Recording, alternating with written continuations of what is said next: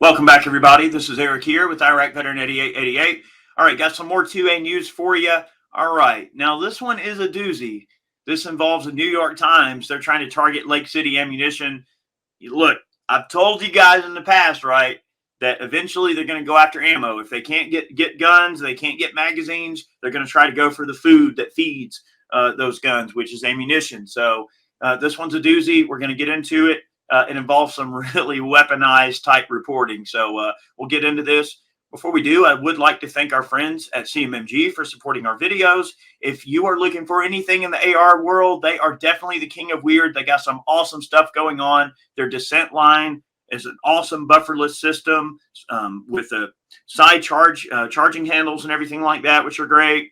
Also, they've got lines like their Anvil and their Mark 47, which are definitely awesome modern hybrids of the AR and AK platforms, which are great. Check them out. They got some great 22 conversion kits.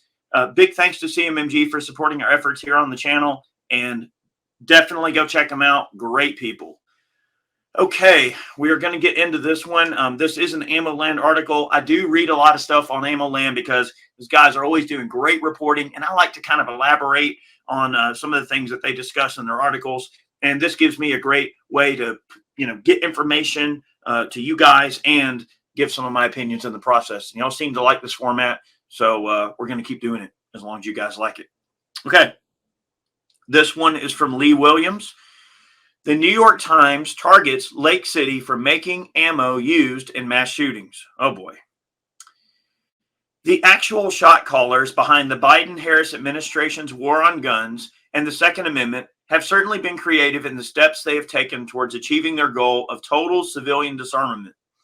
These unelected bureaucrats have targeted weapons of war, as they like to call them, which prompted several weak-kneed retailers to strip the country's most popular rifles from their shelves.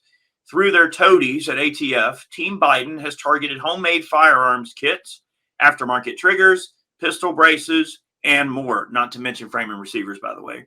They have lobbied banks and credit card firms to shut off access to credit and capital, and they have threatened shippers who move firearms, ammunition, and accessories across state lines.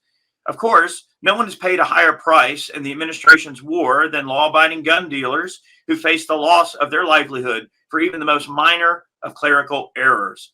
Our FFL coalition is actively suing the ATF as we speak, by the way. So hopefully that won't happen anymore moving forward, but we'll see. None of these moves happened in a vacuum. All of them relied upon the media to garner public support. Now it appears that ammunition manufacturers have been targeted for termination. Evidently, it's their turn. So the Biden-Harris administration turned to their friends in the legacy media to lead the charge. And there are no more loyal sycophants than the uber woke anti-gun reporters at the New York Times. I bet I mispronounced that word, but that's okay. I'm a redneck. I can get away with it. An A1 story published Sunday titled, Army Ammunition Plant is Tied to Mass Shootings Across the U.S. chronicles the newspaper's investigation of the Lake City Army Ammo Plant, which is located in Independence, Missouri. Built during World War II, Lake City is overseen by the Army's Joint Munitions Command and has been operated by Olin Winchester since 2020. Everything you need to know about the newspaper's investigation is summed up in the story's secondary headline. In recent years, the factory has also pumped billions of rounds of military-grade ammunition into the commercial market, an investigation by the New York Times found, leaving the LC signature scattered across crime scenes, including the sites of some of the nation's most heinous mass shootings. In other words, mass shootings are not just the fault of the mass shooter. The ammunition manufacturer also bears responsibility as well, or so the newspaper would have you believe. Journalistically, the story is completely devoid of balance. Of its 106 paragraphs, only one sentence actually tells the truth and offsets the flawed narrative its authors seek to drive home in the remaining 105 paragraphs. The vast majority of Lake City rounds sold by retailers have gone to law-abiding citizens, from hunters and farmers to target shooters, the story states. The authors never mention the millions of American troops who have used Lake City ammunition to defend their lives and the lives of their fellow soldiers. They leave out the law enforcement officers who are alive today because of Lake City's dependable products. and they never once mentioned the millions of law-abiding gun owners who rely upon Lake City to defend themselves and their families. Instead, the authors list more than a dozen mass shootings in which the brass uh, head stamped at Lake City was allegedly recovered.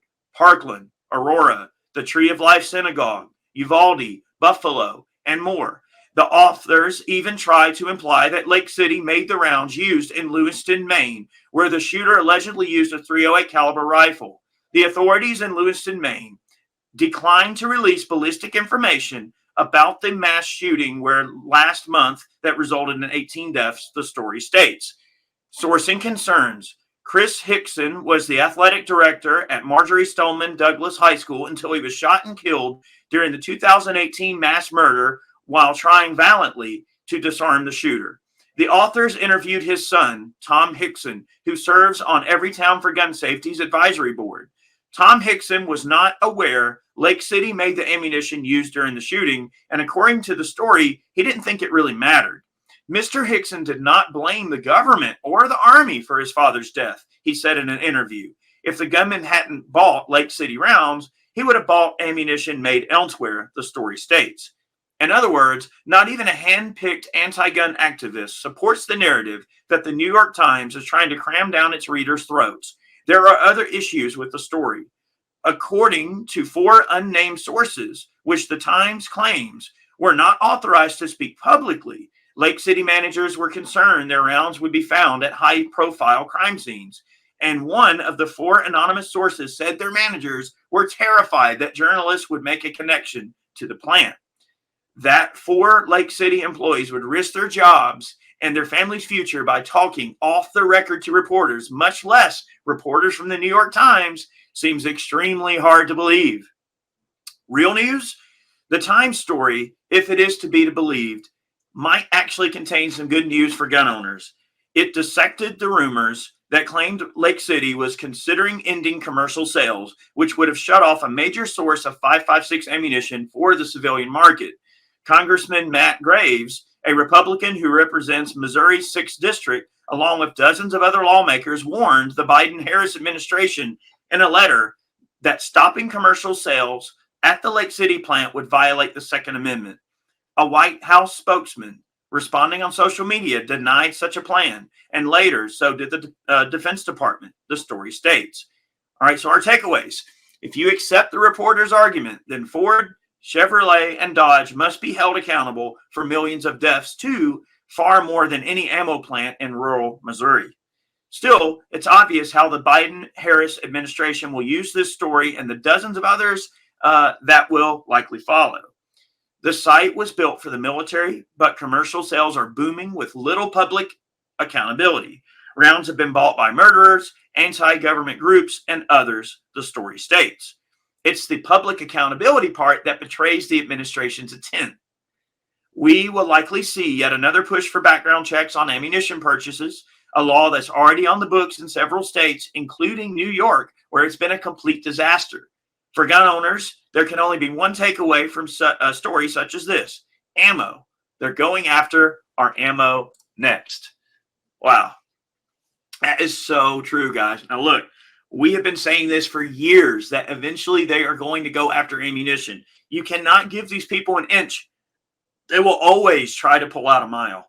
And that is one of the most important takeaways from these types of things that you can possibly get after. Again, this is also a media issue, right? When you look at all the major publications, all of these major news outlets that are putting out all this information to millions of people daily, right? You know, folks, they take that information and they regurgitate it to others. They take it to heart. They go, oh, well, the New York Times said it. It must be true. It must be impartial. It must be factual. It must be, logically sound.